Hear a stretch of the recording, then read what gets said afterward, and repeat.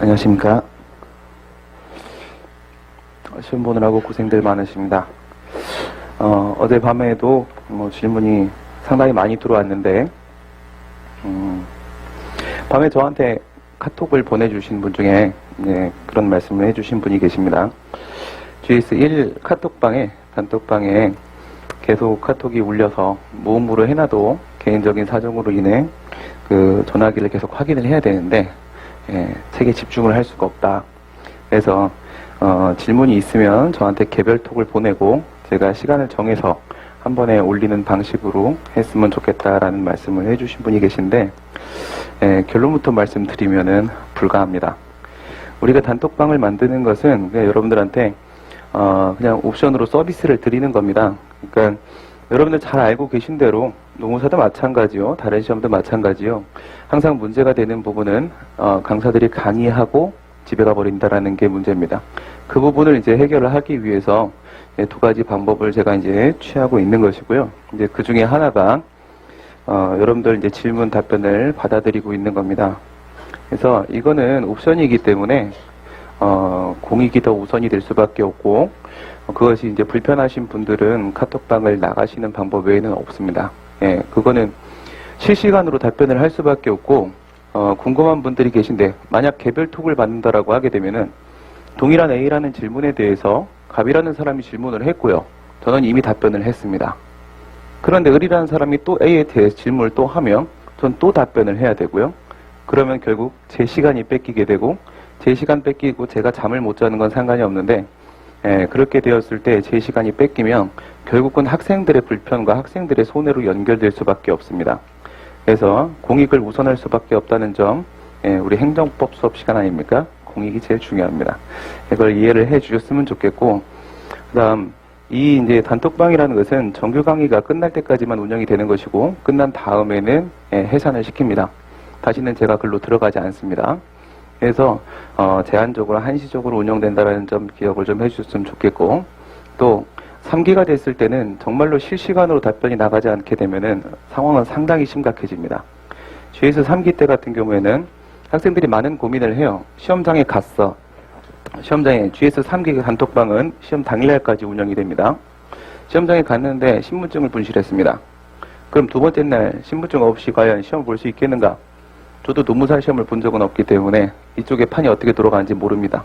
그리고 시험을 본 경험이 있는 사람들도 그런 상황을 처해보지 않으면 어떻게 대처해야 되는지 알지 못합니다. 이런 경우에는 제가 겐톡을 받으면 개별톡에 대해서 그 단체 카톡방에다 올립니다.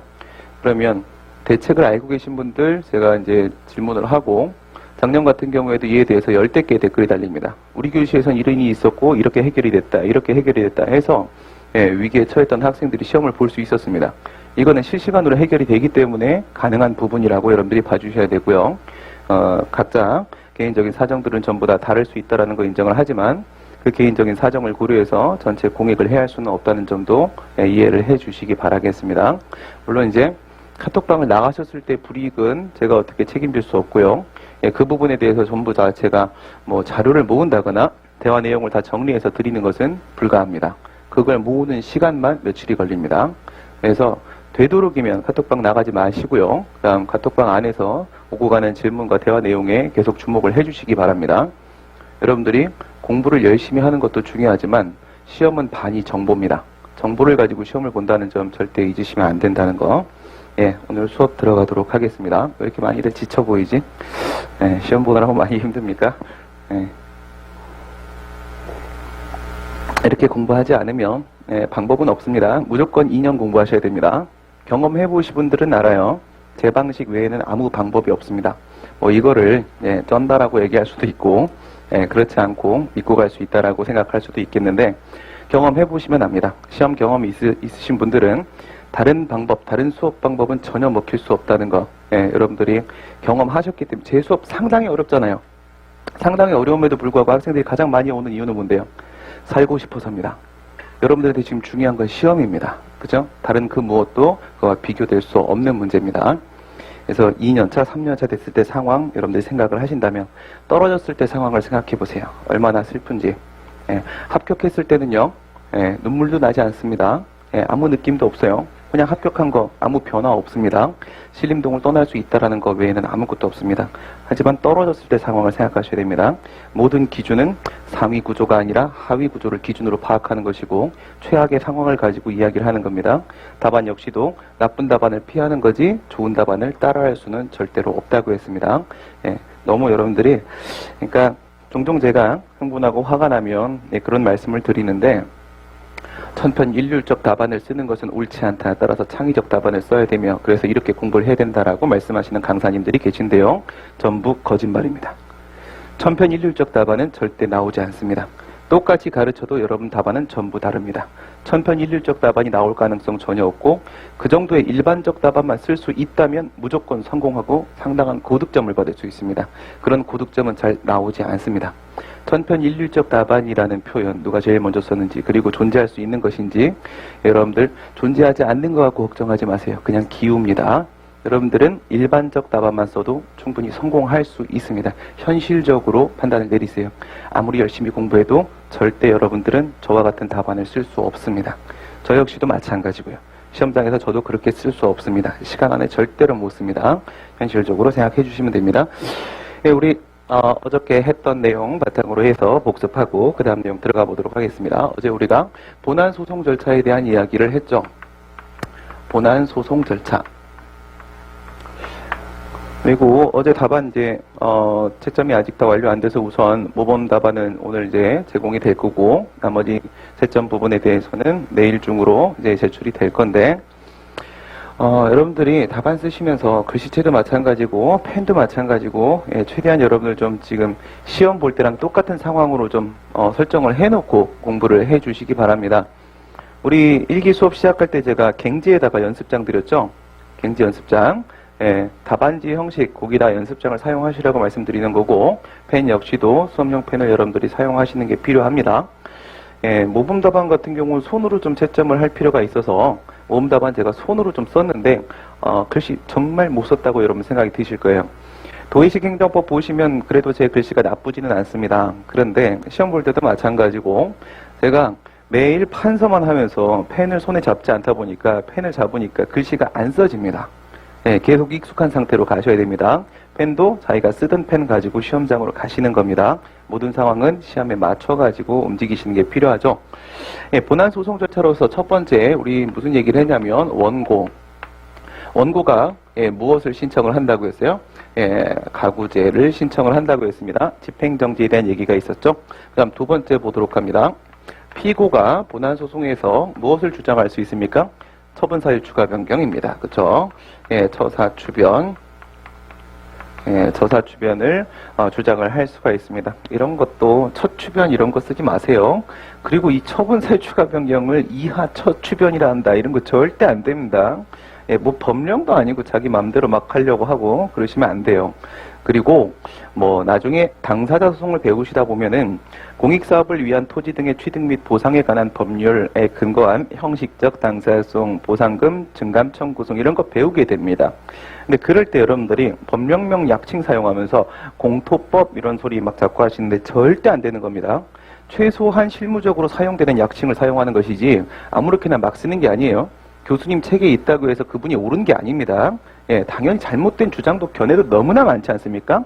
그걸 우리는 균형을 잡아놓고 공부를 하는 것이고 누구나 이해할 수 있는 표현을 써야 되는 겁니다. 물 흘러가듯 흘러가는 답안이라는 것은 누구나 읽었을 때 좋은 답안으로 느끼는 답안은 다 좋은 답안이고 점수가 잘 나올 수 있습니다. 실무적으로 토지보상법이라는 표현을 쓰고 엄밀하게는 토지취득보상법이라는 표현을 써야 됩니다. 만약 이걸 약칭으로 우리가 표현을 한다고 하더라도 처분사유 추가 변경의 핵심은 사유입니다. 사자를 빼놓고 처추변이라고 표현하는 건 정말 말도 안 되는 일이죠. 그렇죠? 그럼 우리는 행정법을 정법이라고 부르는 것도 괜찮겠네요. 말도 안 되는 일입니다. 그런 일은 여러분들 하지 마시고 좀 편하겠다고 손해보는 행동은 하지 마세요. 그 다음 세 번째입니다. 심리에 대한 얘기죠. 심리. 이건 이제 취소소송의 심리로서 우리 당사자주의 원칙에 대한 이야기를 해봤고요. 그 다음 네 번째 기준이 있었습니다. 뭐 하나 빠졌죠? 밑에다가 쓰도록 할게요. 뭐가 빠졌죠? 제3자가 하나 빠졌네요. 그쵸? 제3자. 기준은 이제 위법성 판단 기준시에 대한 이야기를 했었고 설명은 5번부터 드리도록 하겠습니다. 제3자는요? 제3자 소송 참가에 대한 이야기를 했습니다. 제3자라고 할지라도 판결에 자신의 어떤 법률상 이해관계를 맺고 있는 경우라고 하게 되면 소송상 제3자가 타인 간에 계속되고 있는 소송 절차에 참여하고자 할 수도 있다. 왜 그런 걸까라는 생각을 해볼 필요가 있겠죠. 그 다음 6번째, 여기서 이제 변경입니다. 변경. 소의 변경. 소의 변경은 구소의 취하와 신소의 제기입니다. 소의 변경. 이렇게 6가지 내용 중에서 우리가 어저께 5가지 내용을 살펴봤습니다. 첫 번째, 원고 가구지에 대해서 생각을 해보도록 하겠습니다. 집행정지하고 가처분 2가지를 생각할 수 있다고 했는데, 집행정지는 무엇과 연결시켰고 가처분은 무엇과 연결시켰다? 집행정지는 취소소송이랑 연결을 시켜봤었고요. 그 다음에 가처분은 의무이행소송, 적극적 형성소송과 연결을 시켜봤었습니다. 집행정지나 취소는 소극적 구제 방법이 된다라고 했고요. 그 다음 의무행소송이나 가처분은 적극적 구제 방법이 된다고 했어요. 소극과 적극의 차이는 뭐라고 했죠? 소극이라는 것은 기존의 법률관계로 회복시키는 게 소극이라고 했고요. 적극이라는 것은 새로운 법률관계를 만들어내는 게 적극이라고 했습니다. 여기서 여러분들 잘 이해가 안 되실 수도 있는 부분이 있습니다. 기존의 법률관계로 회복시킨다라고 했을 때 그걸 우리가 소극적 구제 방법이라고 했어요. 소극적 구제 방법이란 건 뭐예요? 소극적 형성력만 인정된다. 적극적 형성력은 인정되지 않는다. 이런 거죠. 형성력이라는 게 뭐예요? 법률관계 변동 발생시키는 거예요. 근데 이 법률관계 변동 발생시키는 형성력이라는 것이 소극적이란 뜻은 바로 뭐다? 기존의 방향으로 이렇게 돌려놓는다는 겁니다. 그런데 취소이나 집행정지라는 게 무슨 뜻에서 이렇게 기존의 법률관계로 되돌려놓는 소극적 구제 방법이라고 말하는 것일까? 이 문제 여러분들이 연결이 안 되면 이해가 안 될 수도 있습니다. 어떻게 비교하라고 했어요? 처분이라는 것과 법률관계라는 것은 뗄래야 뗄 수 없는 관계다. 여기서부터 출발을 시키는 거라고 했죠? 어떻게 되는 거예요? 이 구도를 여러분들이 절대로 잊어버리시면 안 됩니다. 아무것도 없는 상황에서 어떤 처분이 나왔습니다. 그러면 이 당시에 법률관계가 있었단 말이죠. 이 당시에 법률관계는 나한테 수익적인 법률관계였었습니다. 수익적 법률관계였었고 침익적 처분이 나왔기 때문에 문제가 될 겁니다. 그러면 처분이 나왔을 때 그 처분을 원인으로 하겠죠. 이 처분이 법률상의 원인이 되어서 어떤 법률관계가 만들어졌다? 침익적인 법률관계가 만들어졌다 이겁니다. 침익적 법률관계가 만들어졌다. 우리가 권리구제를 받는다라는 것은 법률관계를 바꿔놓는 것을 말하는 겁니다. 형성력이라는 것은 법률관계가 변동되는 것을 말하는 겁니다. 어떻게 변동되고 있는지 보세요. 처분이 나옴으로써 법률관계가 이렇게 변동이 되고 있죠. 그래서 우리 결론은 이 처분의 효력 변동이라는 거하고 그 다음 여기에 있는 법률관계의 변동이라는 것은 결국 하나의 문제다 이렇게 볼 수 있다라는 겁니다. 형성판결, 형성력이라는 것은 이 법률관계의 변동을 발생시키는 힘을 말하는 겁니다. 원래 형성력은 뭐라고요? 형성력은 법률관계의 변동을 발생시키는 힘을 말하는 거예요. 근데 처분의 효력이 변동되면요. 효력이 발생하면 법률관계는 이렇게 바뀌고요. 효력이 소멸하게 되면 다시 밑으로 내려오게 되겠죠. 그래서 법률관계의 변동은 결국 무엇에 의해서 결정된다? 처분의 효력 변동에 의해서 결정된다. 무엇이 독립변수, 무엇이 종속변수? 처분의 효력이 독립변수고 법률관계 변동이 이게 종속변수가 되는 겁니다. 그래서 교수님들은 이 법률관계 변동을 가지고 형성력을 설명하지 않습니다. 무엇을 가지고 형성력을 설명합니까? 처분의 효력 변동 이걸 가지고 우리가 형성력을 설명을 하게 됩니다. 이건 우리가 어디서도 살펴볼 수 있냐면 교과서들을 보게 되면 형성력이라는 것은 형성효와 함께 소급효가 인정이 되는 것이다. 이렇게 얘기를 해요. 형성효를 우리가 뭐라고 설명해요? 취소 판결이 나오면 별도의 처분청의 취소를 기다릴 것 없이 당연히 처분의 효력이 소멸되는 것. 그런 걸 우리가 형성효라고 하게 됩니다. 뭐라고 했어요? 당연히라고 했습니다. 당연히 효력이 소멸되는 것. 무슨 효력이 소멸된다고요? 효력이라고 했죠? 처분의 효력이 소멸되는 겁니다. 그 다음에 소급효라는 것은 그 처분의 효력은 어떻게 소멸된다?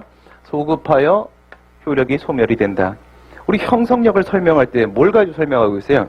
처분의 효력 변동 가지고 설명하고 있지 법률관계 변동 가지고 설명하고 있지 않습니다. 그렇죠? 결국은 뭐다? 두 개는 같은 거다. 우리가 원하는 건 뭐예요? 취소송이라는 것은 권리구제를 그 주된 목적으로 하는 주관적 소송입니다. 권리구제, 이게 바로 권리관계입니다. 사실은 이쪽을 다퉈야 되는 것이죠. 예, 소송이라는 건 뭐예요? 사람 사이에 있어서 구체적인 법률관계에 대한 다툼입니다. 법률관계에 대한 다툼이면 내가 싫어하는 이 위법한 법률관계, 여기다가 소송을 제기하는 것이 마땅하겠죠. 예, 이렇게 소송을 제기해서 밑으로 내려버려야 될 것입니다. 예, 처분이 나옴으로써 이렇게 올라갔던 거를 다시 내려버려야 될 거예요. 근데 이런 식의 소송의 의미가 있겠습니까? 처분을 원인으로 해서 만들어진 법률관계는 공법상의 법률관계입니다. 그러면 이 소송은 무슨 소송이 돼요? 당사소송이 될 겁니다. 원래는 당사소송을 제기해야 됩니다. 당사소송을 제기해야 되는데 이걸 밑으로 내리기 위해서는 무엇을 제거해야 돼요? 이 법률관계의 원인이 되고 있는, 법률상 원인이 되고 있는 A 처분을 제거해야 됩니다. 그러면 이 당사자 소송의 수서법원이 이 처분의 효력을 제거할 수 있겠냐고요? 불가능하다는 겁니다. 무엇이 존재하죠? 여기에는 공정력, 구성요건적 효력이라는 게 존재합니다. 취소 소송의 수서법원하고 취소 심판의 행정심판위원회, 처분청 3명. 3명이 하는 거 뭐예요? 취소 판결, 취소 재결, 취소 처분 외에는 처분의 효력을 제거할 수 있는 방법은 없습니다. 당사자 소송은 취소 소송이 아니지 않습니까? 그러면 아무리 이게 행정법원이라고 할지라도 당사자 소송의 수서법원은 처분의 효력을 부인할 수 없어요. 무슨 힘 때문에? 구성요건적 효력 때문에. 구성요건적 효력은 뭡니까? 권한 없는 기관의 경우에 있어서는 방금 3명입니다. 3명 제외한 나머지 권한 없는 기관은 그 처분의 효력이 존재한다는 것을 자신의 판단의 구성 요건으로 삼아야 된다는 겁니다. 처분의 효력의 존재를 자신의 판단의 구성 요건으로 삼아야 된다는 게 구성 요건적 효력입니다. 그렇다면 이 법원은 어떻게 돼요? 처분의 효력이 존재하고 있다. 처분이 있다는 걸 전제로 판단해야 되고요. 그렇게 하게 되면 이 법률관계가 맞는 겁니다. 이게 맞으면 무슨 판결 내려야 돼요? 기각 판결 내려야 되겠죠. 기각 판결 내리면 소기의 목적을 달성할 수 없잖아요. 그렇죠? 원래는 뭘 제기해야 되는데, 당사소송을 제기해야 되는데, 그렇죠? 그래서 무슨 소송을 제기할 수밖에 없었던 것이다. 여기다가 이렇게 해서 취소 소송을 제기할 수밖에 없었던 것이다 이겁니다. 불가피하게 넘어온 겁니다. 무슨 행정소송이 원래부터 취소송이 아니라 행정소송도 소송이고 당연히 당사소송이 원칙이 되는 겁니다. 그런데 이게 안 되니까 취소송으로 가더라 이거예요. 결국 얘가 원칙이 돼버리고 말더라 이겁니다. 그래서 여기 소송을 제기해서 취소 판결을 받아내게 되면은 처음부터 이 처분은 없었던 게 되고 원인이 제거됩니다. 원인이 제거되면 여기에서 원인이 없어지게 되고, 원인이 없어지게 되면 법률관계는 다시 돌아오게 되고, 일로 돌아오게 되면서 권리구제는 완성되는 겁니다. 그게 취소송을 제기한다. 우리 지금 무슨 얘기를 한 겁니까? 형성력의 원래 의미는 무엇이다? 이거는 법률관계 변동이다. 그러나 우리는 어떻게 설명한다? 처분의 효력 변동의 문제로 생각을 하게 된다. 이거예요. 취소 소송이나 집행정지라는 것은 그 처분이 없는 또는 없었던 것과 같은 상태를 만들게 됩니다. 처분의 효력이 없었던 것과 같은 상태에 이렇게 돌려놓는다는 거죠. 그렇죠? 그게 바로 뭐예요? 이렇게 돌려놓는다는 거죠. 그러니까 기존의 법률관계로 되돌리는 것이다. 이렇게 말을 하는 거예요. 취소송이나 집행정지는 기존의 법률관계로 회복시키는 소극적 권리구제 방법이 되고, 의무행송이나 가처분은 적극적 구제 방법이 된다고 했습니다. 가처분과 관련된 문제는 행정소송의 한계 파트에서 나오는 무명한 고소 얘기랑 전혀 다르지 않습니다. 그래서 관련된 내용을 우리가 심화학습 들어가면서 다시 앞에서부터 2회독할 때 그때 이제 하나씩 짚고 들어간다고 했어요. 행정소송의 한계가 여러분들은 4년 전에 사례 문제가 처음 출제가 됐고요. 처음 사례 문제가 출제가 되면서는 행정쟁송의 맨 첫 부분이 뭐야? 행정소송의 한계잖아요. 그렇죠? 심판은 소송을 먼저 공부해야 되고 소송의 처음은 행정소송의 한계 파트입니다. 그래서 여러분들한테는 12년도에 행정소송의 한계 문제만 나왔어요. 이제 출발입니다 라고 하면서 한계 문제만 나왔습니다. 하지만 이 한계를 출제함에 있어서 뒤에 있는 내용, 여러분 공부하실 때 대상적격, 원고적격, 협의의 수익 이런 공부를 안 하시게 되면 여기에 있는 행정소송의 한계는 도저히 이해할 수 없습니다. 이게 가장 대표적으로 행정법은 A부터 Z까지 A와 Z가 처음과 끝이 연결되어야만 비로소 이해될 수 있다라는 주장의 대표적인 예가 바로 행정소송의 한계입니다. 맨 앞에 있는데 도저히 이해되지 않습니다. 뒤에 있는 걸 먼저 공부해야지 행정소송의 한계를 이해할 수가 있단 말이에요. 예, 우리 심화학습 들어가면 4회차 내일부터 행정소송의 한계로 다시 출발합니다. 그때 가처분과 연결시켜서 같이 말씀을 드리도록 하겠고, 그래서 우리는 어제 집행정지로 집중을 했습니다. 예, 집행정지 가장 기본적인 요건부터 생각을 해보셔야 될 텐데, 집행정지 요건은 무엇이다? 본대회급 복명이다 라고 했죠. 본대회급 복명이다. 예, 본은 적법한 본안 판단의 계속이라고 했습니다. 대는 집행정지의 대상으로서의 처분이라고 했습니다. 예, 회는 회복하기 어려운 손해라고 했고요. 급은요, 긴급한 필요가 되는 것이고, 복은요, 공공복리에 대한 중대한 영향이 있으면 안 되고, 명은요, 청구의 이유 없음이 명백하면 안 됩니다. 어제 공부했으니까 한번 비교해 보겠습니다. 맨 앞에 있는 적법한 본안 판단의 계속이라는 것은 집행정지의 한계입니다. 뭐죠? 행정소송의 한계와 비교해 보시는 겁니다. 그렇죠? 예, 행정소송은 무엇에 포함돼요? 소송에 포함되죠. 그렇죠? 예, 이런 거예요. 사법심사 안에 포함된다. 그러면 집행정지는 뭡니까? 본체 소송 위에 올라앉아 있는 거죠. 두 개를 비교를 해보세요. 행정소송의 한계에서 우리가 사법심사의 대상 자체가 못 된다면 그 중에 하나인 행정소송의 대상도 될 수 없다. 이런 얘기를 하게 됩니다. 마찬가지로 본체 소송에 있어서 권리를 보존시키기 위해서 필요한 보존소송. 이 집행정지라는 건 뭐가? 우선은 본체 소송이 존재해야지 그의 집행정지 논의가 나올 수 있다라는 거예요. 적법한 본안 판단의 계속이라는 것은 집행정지의 한계와 관련된 요건이 되는 겁니다. 집행정지의 대상으로서의 처분. 이건 뭐라고 했어요? 우선은 부작위는 안 되고 작위여야 한다라고 했습니다. 효력을 제거하는 거예요. 뭔가 실체가 있어야 되겠죠? 그 다음 두 번째, 효력이 없는 거랑 같은 상태 만드는 겁니다. 효력이 있어야 되겠죠? 그래서 부작위는 안 되고 실효 상태는 안 된다라고 했습니다. 이건 집행정지의 뭐예요? 절차 요건입니다.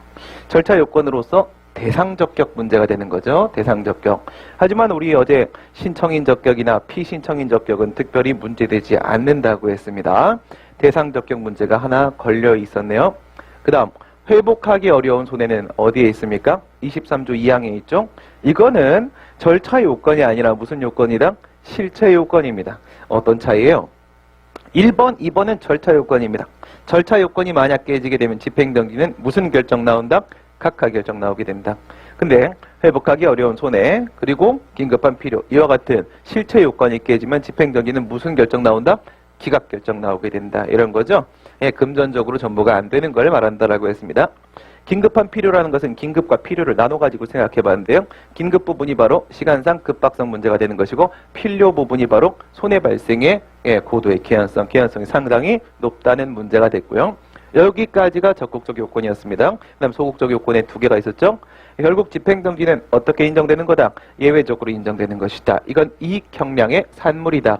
따라서 상당히 중요한 사익이 있다고 할지라도 그보다 큰 공익이 있으면 집행정지는 불가능하다라고 했습니다. 이게 만약 깨지면 여러분들 뭐가 되는 거예요? 기각 결정이 나오게 되는 겁니다. 청구의 이유 없음이 명백, 이 부분은 법의 근거가 없어서 문제가 될 수 있다라고 했는데 동설 판례는 이것을 요구하고 있습니다. 어느 학설 입장을 취하죠? 소극적 요건설의 입장을 취하고 있습니다. 그래서 도저히 이길 수 없는 게임이라고 하게 되면 집행정지는 기각되는 겁니다. 그렇죠? 그래서 절차 요건과 실체 요건 구별하실 수 있어야 되고 적극 요건과 소극 요건 구별하실 수 있어야 되는 겁니다. 예외적으로 인정되는 집행정지 세 가지 종류가 있었습니다. 첫 번째 집행의 정지가 있었고 절차의 속행정지, 효력의 정지 세 가지가 있었습니다. 앞에 두 개 중에 하나 가능한지 먼저 보시고 나서 두 개 가지고 방법이 안 된다? 그러면 보충적으로 무엇을? 효력의 정지를 적용시킬 수 있다. 23조 2항 단서에 있었죠. 집행의 정지는 무엇을 제거하기 위한 거예요? 집행력 행사를 제거하기 위한 겁니다. 집행력, 행정 대집행 시작되는 걸 막는다라고 했고요. 절차의 속행정지는 1년의 단계적 절차를 구성하고 있어야 되는 겁니다. 그 외의 경우에는 뭐로 간다? 효력의 정지로 간다. 이렇게 말씀을 드렸습니다. 집행정지에서 또 하나의 절차 요건이 있습니다. 대상적격으로 집행정지 대상으로서의 처분 이거 말고도 또 하나의 중요한 절차 요건이 있는데 그게 바로 뭐가 돼요? 신청의 이익입니다. 과연 집행정지를 신청할 만한 실익이 있는가 이와 같은 문제인데요. 신청의 이익 문제, 소송에서의 협의 수익 문제랑 유사한 논의예요. 특히 어디서 많이 문제가 되죠? 거부 처분에서 문제가 됩니다. 이건 뭐만 인정된다고요? 소극적 효력만 인정된다고요. 거부 처분이 안 나온 거랑 같은 상태를 맞는다 이겁니다. 거부 처분 안 나오는 거랑 같은 상태 만든다고 해서 소송 도중에 나한테 어떻게 임시적으로 권리구제 되는 부분이 있어요? 그런 건 없더라 이거죠. 그럼 거부 처분 취소해서 굳이 집행정지를 거는 이유가 뭐냐 이거야? 없다는 거죠. 이게 바로 신청의 이익 문제였습니다. 예, 이와 같이 거부 처분에서 문제가 되는 이유는 바로 뭐냐면 아직까지 뭐예요? 어떤 권익도 설정한 사실이 없기 때문에 그런 겁니다. 신청만 가지고서는요 아무런 권리 의무의 변동이 발생한 적이 없었기 때문에 집행정지는 처분의 효력이 없는 것과 같은 상태를 만들어서 뭔가 해결을 보려고 하는 거예요. 그럼 뭔가 처분이 나와서 권리 의무 영향을 미쳐놓은 게 있어야 되는 겁니다. 근데 권리 의무 영향을 미쳐놓은 게 아무것도 없다 이거예요. 신청만 있든 거부 처분이 있든 아무 차이 없죠. 반대로 거부 처분이 있든 신청만 남기든 아무 차이 없다는 겁니다. 여기에 핵심 고리가 뭐로 등장한다고요? 재처분 의무라는 게 핵심 고리로 등장한다고요. 행정소송법 30조 2항에는 엄연히 거부처분 취소 판결에 따른 재처분 의무 규정이 있습니다. 이게 집행정지 결정에도 적용될 수 있다면 거부처분 집행정지 의미 있을 수 있겠네요. 그런데 그게 안 되더라 이거야. 몇 조에 그렇게 돼 있다? 23조 6항에 그렇게 돼 있다. 23조 6항에서는 무엇만요? 30조 1항만 준용하고 있다 이거예요. 소는 대를 배제한다. 더 센 놈 30조 2항에 있는 놈. 30조 2항에 있는 적극적 의무 배제시키고 있더라 이겁니다. 집행정지에는 뭐가 인정되지 않아? 재처분 의무라는 게 인정되지 않는다 이거죠. 그래서 원칙적으로 뭐예요? 신청의 이익은 인정되지 않는다. 하지만 이제 나중에 보시게 되면 갱신허가 거부는 조금 다르다 이런 얘기 나오고 또 단계적 행정 절차는 조금 다르다 이런 얘기들이 나오는데 이건 이제 다음 시간에 같이 한번 보도록 하겠고요. 좀 더 깊이 들어가 보도록 하겠습니다. 그 다음 두 번째 처사추변으로 넘어가 보도록 할게요. 이유 제시 과정에서 처분 사유를 제시하기는 했죠.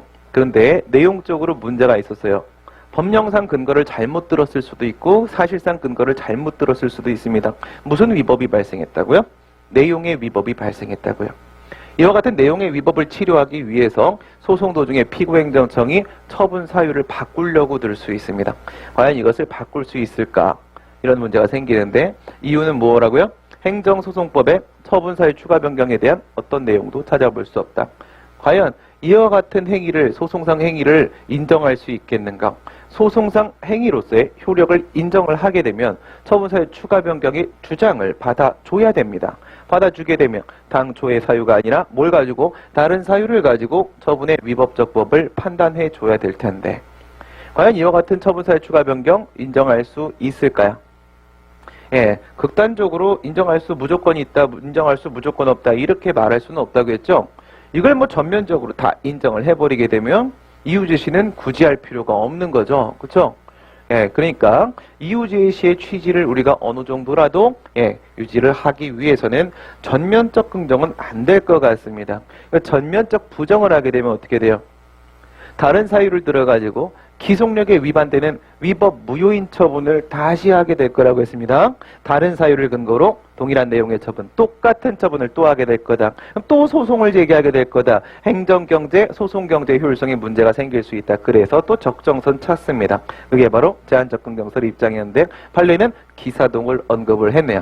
기사동은 처분사유 추가 변경에 한계 3개 있었죠. 사항적, 실체상, 시간상 한계 중에 어느 쪽 해당 사항이 있습니까? 기사동은 실체상 한계와 관련된 문제죠. 그래서 순서를 기억하시면 됩니다. 순서를 기억한 다음에 답 쓸 때는 거꾸로 돌리면 되는 겁니다. 그렇죠? 거꾸로.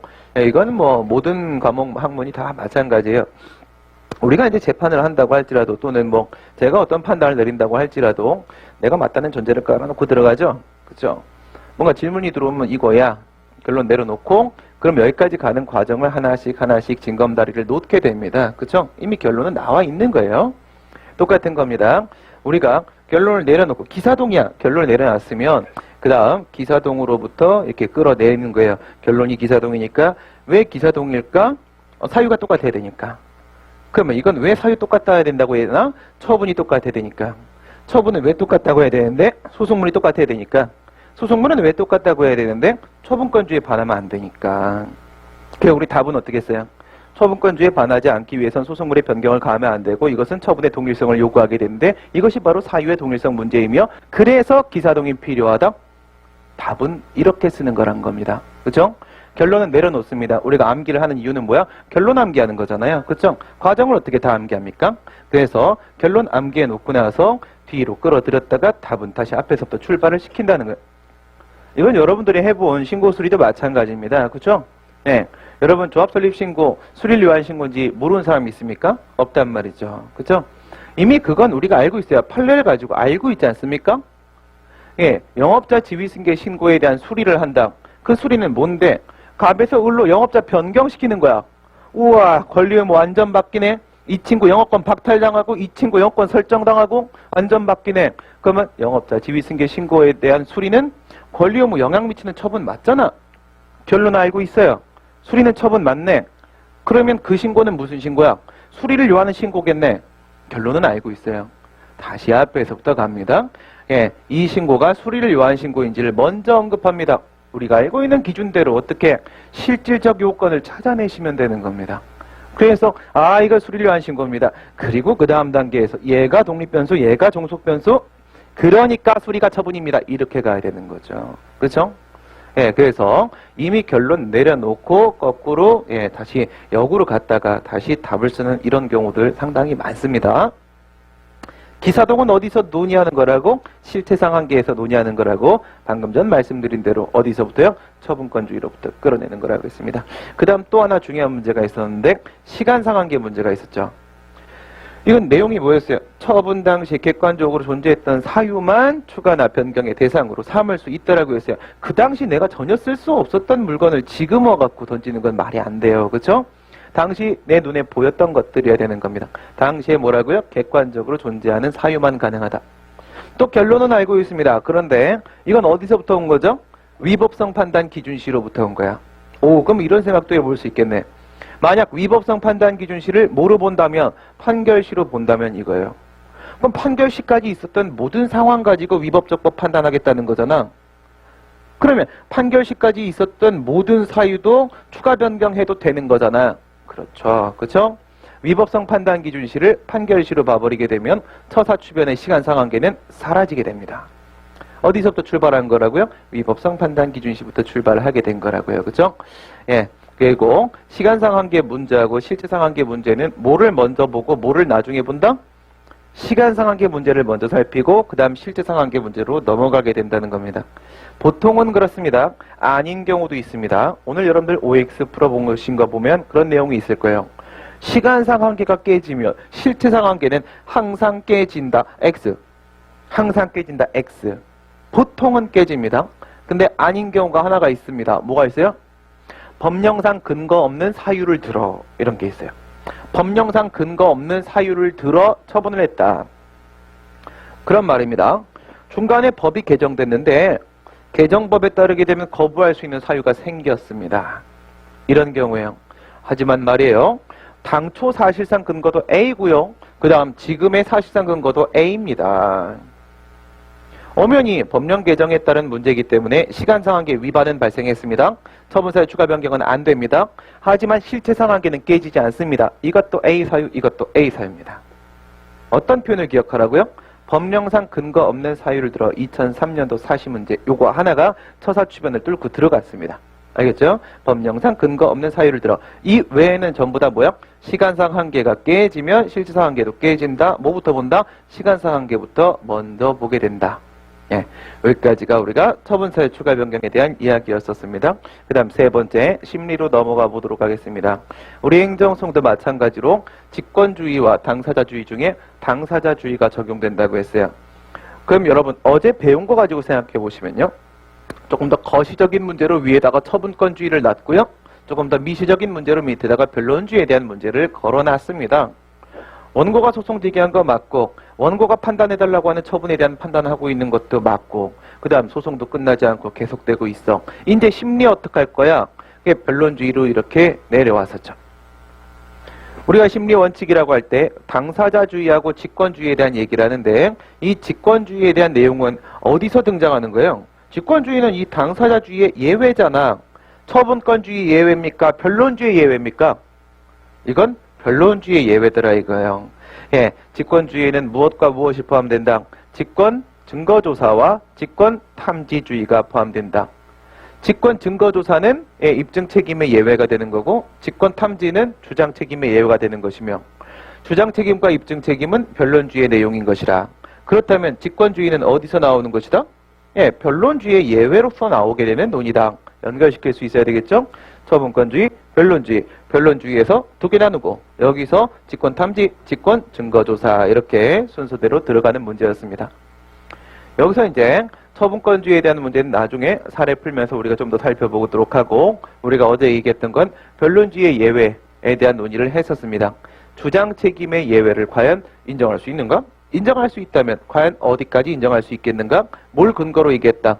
26조의 직권심리주의 가지고 얘기를 했다 이겁니다. 직권심리주의. 거기 보니까 뭐라고 돼 있어요? 법원은 직권으로 증거조사를 할 수 있고 할 수 있다. 끝. 직권 증거조사 전면 인정. 그렇죠? 그러니까 민소도 마찬가지고 행소도 마찬가지고 증거조사는 인정한다는 겁니다. 근데 뒤에 보니까 이상한 말이 하나가 추가되더라 이거예요. 뭐가 추가돼요? 주장하지 않은 사실에 대하여 도레미파솔라시도 도. 그쵸? 그래서 맨 끝에 도야 앞에 도야 이런 문제가 생기는 겁니다. 맨 끝에 도면 어떻게 돼? 직권 탐지가 적용될 수 있는 거야. 앞에 도면 어떻게 되는 겁니까? 이건 직권 증거조사만 인정되는 거야. 그쵸?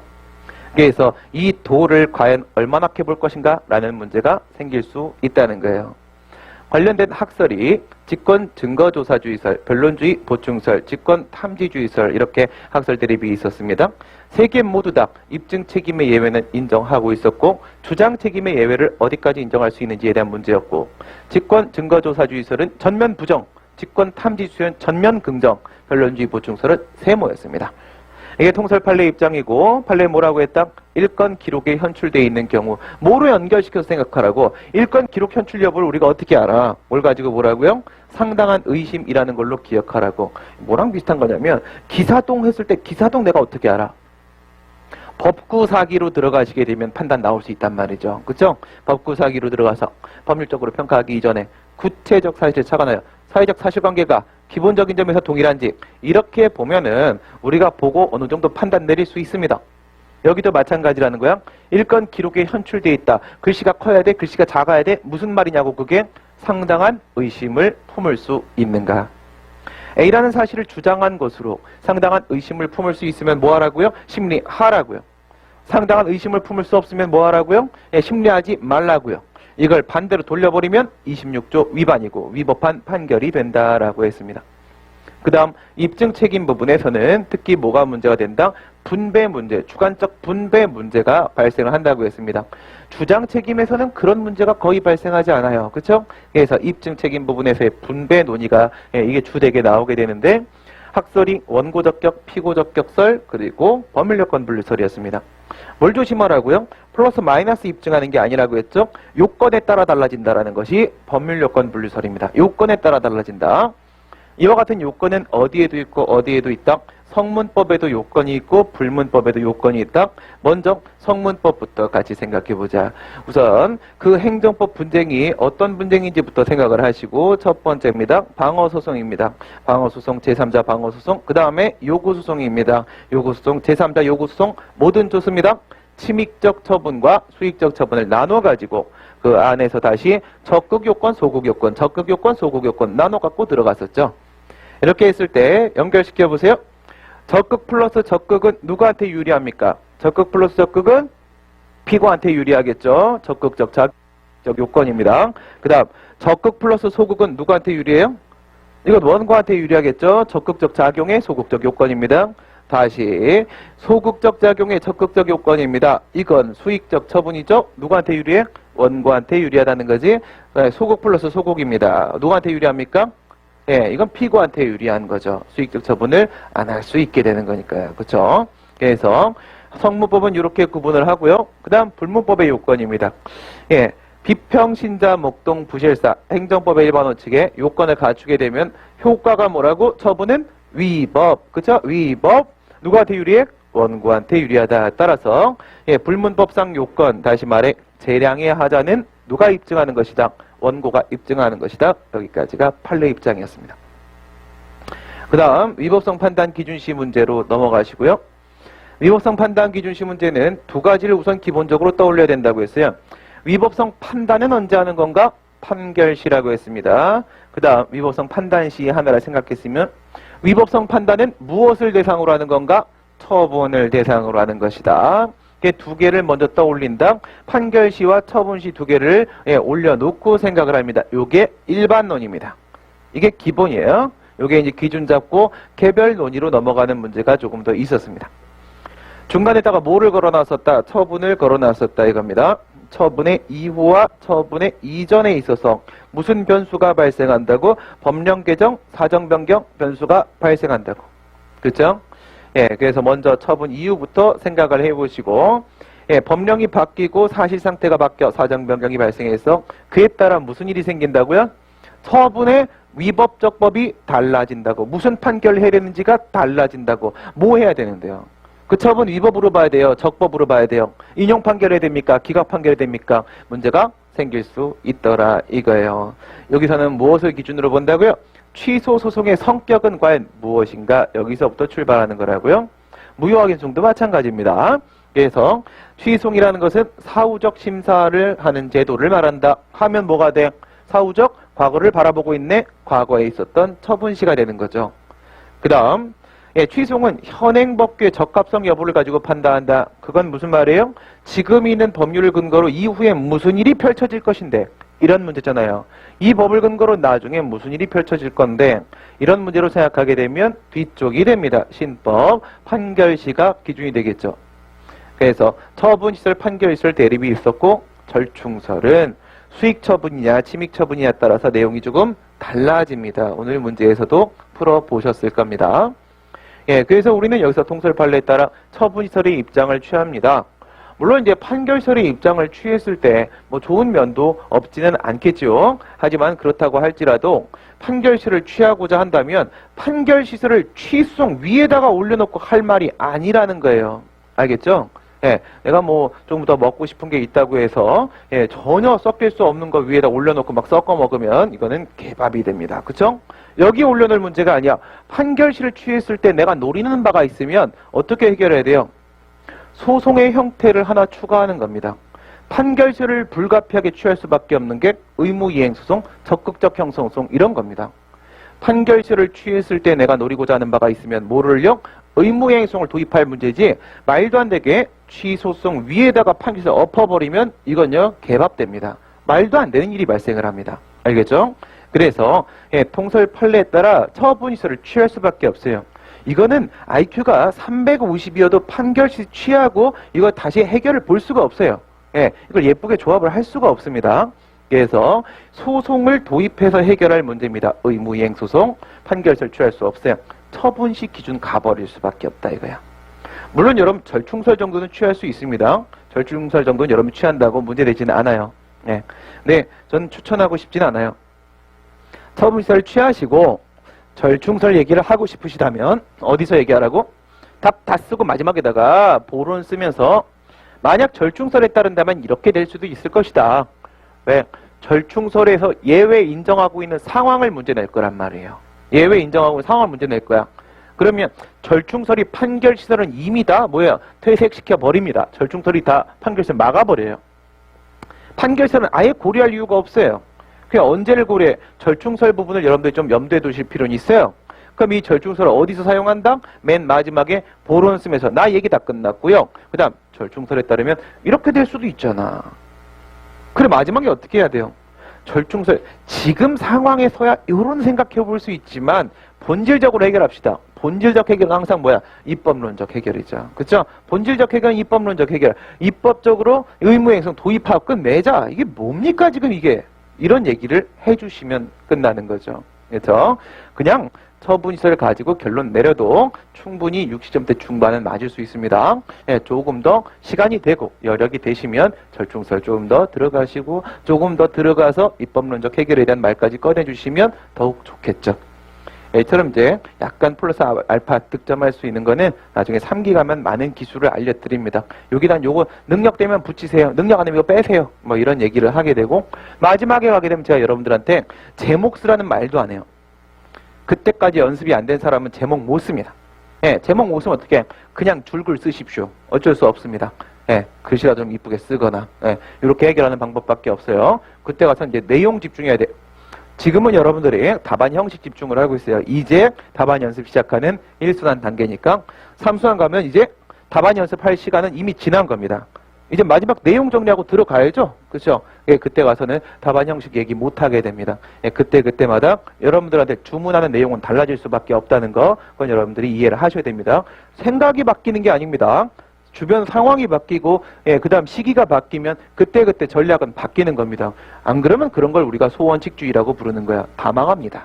알겠죠? 그때그때 필요한 대로 여러분들한테 말씀드릴 겁니다. 처분 이전으로 들어가 보도록 하겠습니다. 처분 이전에서 수익적 처분의 경우에서는 어때요? 수익은 신청이다. 그래서 신청시와 처분시. 그 다음에 침익적 처분의 경우에서 어때요? 침익은 제재다. 제재 처분이니까 법규 위반 행위가 필요하다. 전자는 신청시 처분시, 후자는 행위시 처분시 이렇게 비교를 하게 되겠죠. 여기서 신법을 적용을 시키게 된다면 소급 적용이 돼버리는 거야. 우선 눈에 보이기로는 소급 적용입니다. 근데 그 실질이 진짜 소급 적용인지 봐야 되겠죠? 예, 진짜 소급 적용을 우리가 진정 소급 적용이라고 하고 가짜 소급 적용을 부진정 소급 적용이라고 합니다. 가짜는 뭐예요? 소급 적용이 아닙니다. 그치? 그러면 가짜 소급 적용은 소급 적용이 아니니까 원칙 그대로 간다. 신법 우선의 원칙대로 간다 이거예요. 신법 우선의 원칙대로 간다. 그러면 가짜 소급 적용이 어디예요? 신청시 처분시예요? 행위시 처분시예요? 신청시 처분시지. 그치? 여기는 부진정 소급 적용입니다. 신청한 행위만 가지고 어떤 법률 관계가 완성된 부분은 전혀 없더라 이겁니다. 그러니까 이거는 신청 행위가 있으나 없으나 아무 차이 없다. 그러면 법이 개정됐으면 개정법을 적용시키지. 도대체 뭘 적용시키겠냐? 법이 개정됐는데도 불구하고 구법을 적용시킨다면 법은 왜 개정합니까? 그쵸? 예, 원칙대로 신법 우선의 원칙 적용시키는 게 신청시, 처분시. 여기서 예외는 뭐라고? 그럼에도 불구하고 이건 일반적 기준이고요. 그럼에도 불구하고 구법에 대한 국민의 신뢰가 상당하다면 이 친구한테는 어떻게 된 걸로 본다? 법 개정 없는 걸로 본다. 그럼 눈에 보이는 걸로는 구법 적용이 되는 거죠. 눈에 보이는 거는 예외가 인정되고 있는 상황입니다. 행위시 처분시는 어떻게 됩니까? 진정 소급 적용의 문제가 되는 거예요. 그죠? 예, 행위 당시에 법이 적용되는 겁니다. 법을 위반하는 순간 나는 이미 뭐다? 제재 대상입니다. 나는 혼나야 될 놈이 맞습니다. 그쵸? 예, 혼나야 될 놈이 맞으니까 혼나야 될 놈으로 이미 법률관계는 확정, 완성된 게 맞고요. 그럼 그 당시에 구법 적용을 시켜야 된다. 예외적으로 뭐예요? 과거를 향하는 처분이 아니라 장래를 향하는 처분인 경우엔 예외가 인정될 수도 있을 텐데, 예, 그 예외가 이행강제금으로 등장할 수 있다. 이렇게 네 가지 상황을 여러분들이 상정을 하시게 되면은 위법성 판단 기준시 문제는 다 풀 수 있습니다. 여기를 벗어나면 뭐야? 교수님도 못 풉니다. 아시겠죠? 교수님도 못 풀어요. 그럼 못 푸시는 문제를 낼 수도 있겠지. 그치? 예, 낼 수도 있겠지만 그럼 뭐 그때 가서 할 얘기고. 예, 교수님들이 문제를 내시고 나서 항상 하시는 말씀이 있어요. 대학 특강들을 이렇게 많이들 다니시지 않습니까? 예, 그러면 또 거기 가서 이제 올해 내가 냈다 막 이런 얘기들을 많이 하신단 말이야. 예, 이런 얘기. 내가 문제를 냈지만 난 못 쓰는데 니네들 되게 잘 쓰더라. 막 이런 얘기들을 많이 하세요. 그쵸? 여러분들은 뭐예요? 답 쓰는 기계. 그쵸? 답 쓰는 기계. 그게 맞는 거예요. 그 다음에 이제 소송 참가 문제 넘어가시게 되면 16과 17의 소송 참가에 대한 내용이 있는데 16은 제3자 소송 참가, 17은 행정청 소송 참가. 그쵸? 네. 정말 일기 처음 들어오신 분들은 완전 멘붕 상태일 거라고 저는 생각을 합니다. 근데 제 수업의 특징은 있어요. 특징은 시간이 지나고 나면 뭘 느끼시게 되냐면 진입장벽이 너무 높아. 너무 힘들어. 너무 힘든데 연기 1기, 2기, 3기 이렇게 반복이 되잖아요.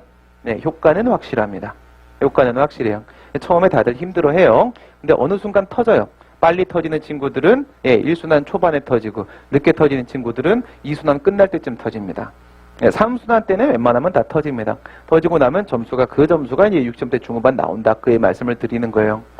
초반에 연기 때 싸움 붙으면 우리가 질 수도 있어요. 외부 학생들이랑. 그때 싸우는 거 아니에요. 우리는 언제 싸우는 거예요? 3기 끝나고 싸우는 거예요. 그렇죠? 지금 싸움 잘하는 건 의미가 없다는 겁니다. 저때 가서 싸움 잘하면 되는 거예요. 그 전략에 따라 우리는 움직이고 있는 겁니다. 나중에 보시면 효과 확실히 아실 수 있고, 나중에 이제 3기 되시면 이제 조립식 하나를 잡고 여러분들이 저한테 항상 감사 인사를 하시고 이렇게 하실 거라고 저는 믿습니다. 조립식이 얼마나 정말 무서운 무기인지 그때 가시면 여러분들이 사례 한 100문제 풀고 나면 조립식 정말 대단한 물건이구나. 그래서 작년 일기 자물쇠 학생들은 저한테 뭐라고 했냐면, 야, 이거 특허 내시라고. 조립식 특허 내시. 근데 특허 왜 안 낼까요? 아무도 못 따라합니다. 그쵸? 조립식의 정수는 사례를 2000문제 이상을 3개월 안에 단기 돌파했을 때 만들어질 수 있는 물건이거든요. 네. 그래서 강의 안 하고 3개월 동안 그 짓을 했다니까. 네, 그거 한번 해보고 싶어갖고 사례 풀이의 기본 룰을 잡아보고 싶어갖고 강의 안 하고 배가 고픈데 돈도 못 벌면서 그거만 풀고 앉아 있었다니까. 풀다가 안 되면 밖에 나가고 혼자 오징어에다가 소주 먹으면서, 그러니까 이 문제가 교수님은 틀리셨는데 나도 모르겠다. 아, 미치겠다. 막 이런 상태가 와요. 너무 혼자 막 새벽 4시에 나가서 아침 7시에 술 먹고 이러면서 만들어진 겁니다. 별거 아닌 것 같아도 상당히 힘든 과정을 통해 만들어진, 특허 안 내도 아무도 못 따라합니다. 여러분들은 따라할 수 있을 거예요. 왜? 여러분들은 제 수업을 계속 따라오셨고 조립식의 정수를 아시니까. 하지만 노무사는 들어오지 마세요. 행정법 강의를 하신다고 하더라도. 노무사 들어오지 마시고 딴 데 가서 하세요. 세무사 열렸습니다. 세무사. 세무사. 거긴 객관식입니다. 그래서 소송 참가. 제3자의 문제가 등장을 하게 되면은 제3자효 행정행위부터 출발을 시키라고 했습니다. 제3자효 행정행위에 불복을 하는 거는 처분의 제3자가 불복을 할 겁니다. 그럼 처분의 제3자가 불복하는 거는 제3자 소송의 문제가 될 겁니다. 그쵸? 제3자 소송에서 문제가 되는 게 바로 제3자 소송 참가 문제가 된다고 했어요. 그쵸? 그러면 우리 하나씩 한번 생각을 해보도록 할까요? 제3자요 행정행위에서 어떤 문제가 생길까요? 제3자효 행정행위입니다.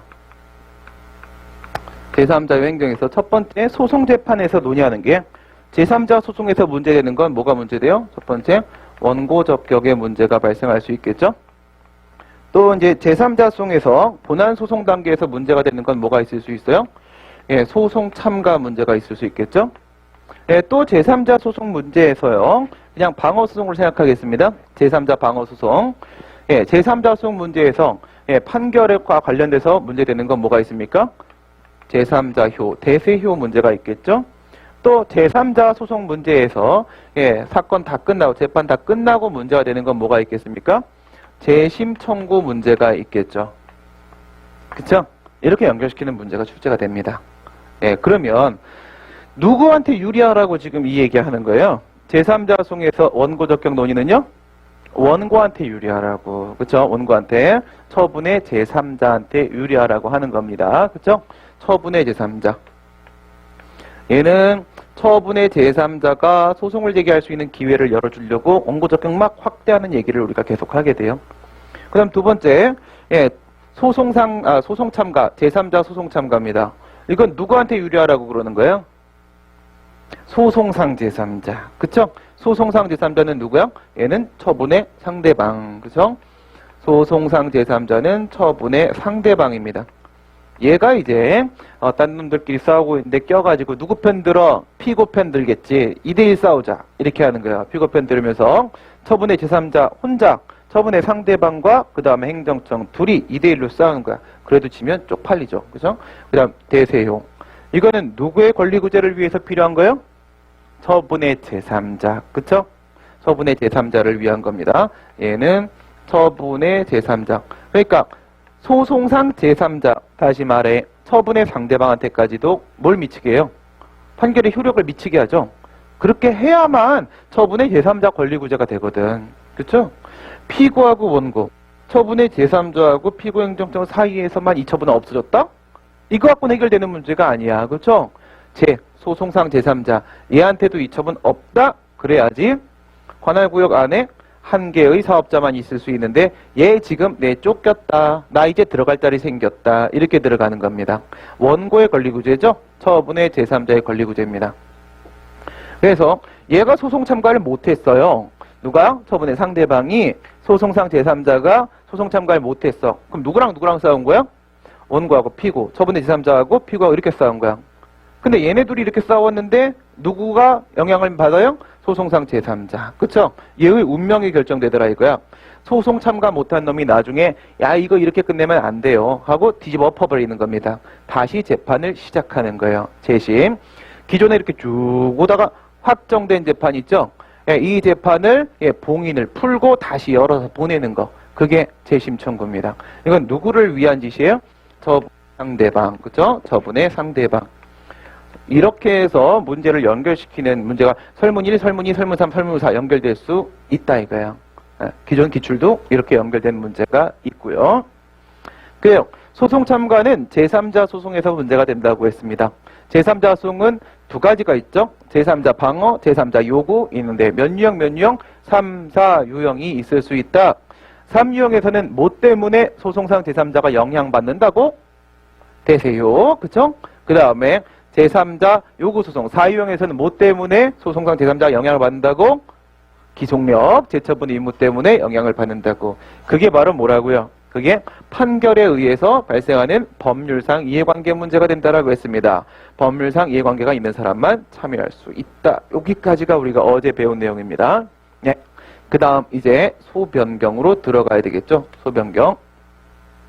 이쪽에 앉아 계신 분들은 차별을 당하고 있으니까 여기다가 쓸게요.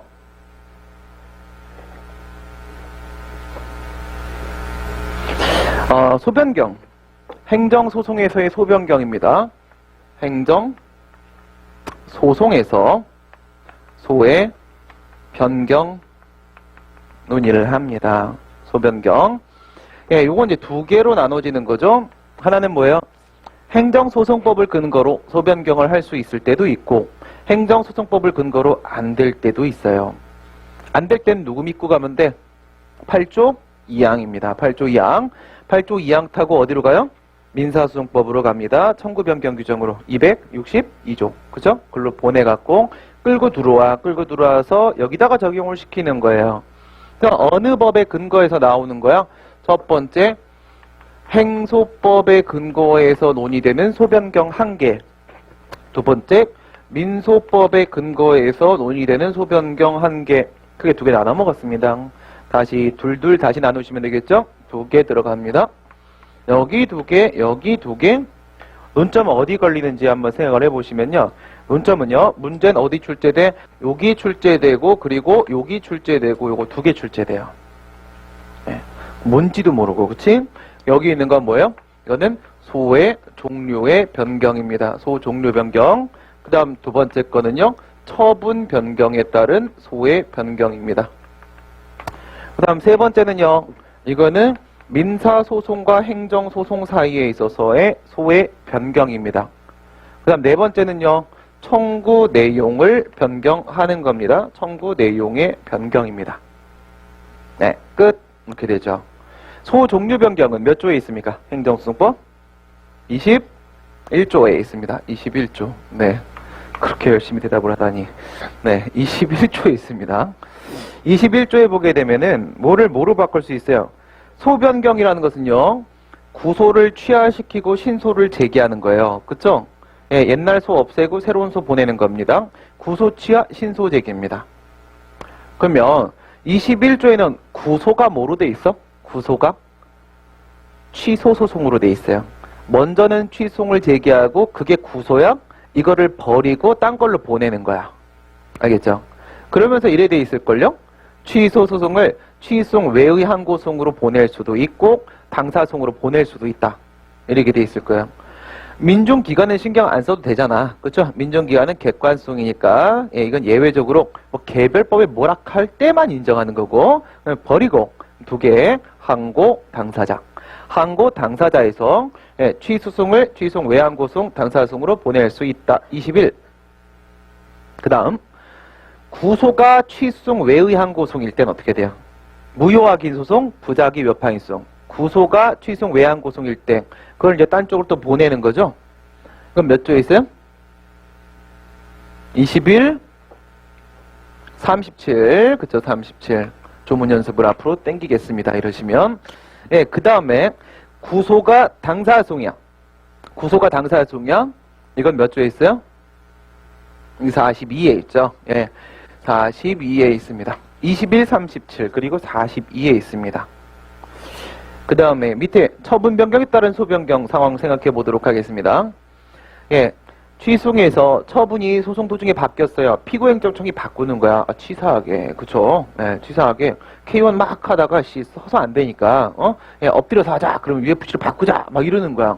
헐. 막 이렇게 되는 거야. 그럼 뭐예요? 링 바꿔야지. 그쵸? 링 바꿔야, 소송 바꿔야죠. 싸움 바꾸는 건데. 그래서, 뭔 소리냐. 그게, 22조.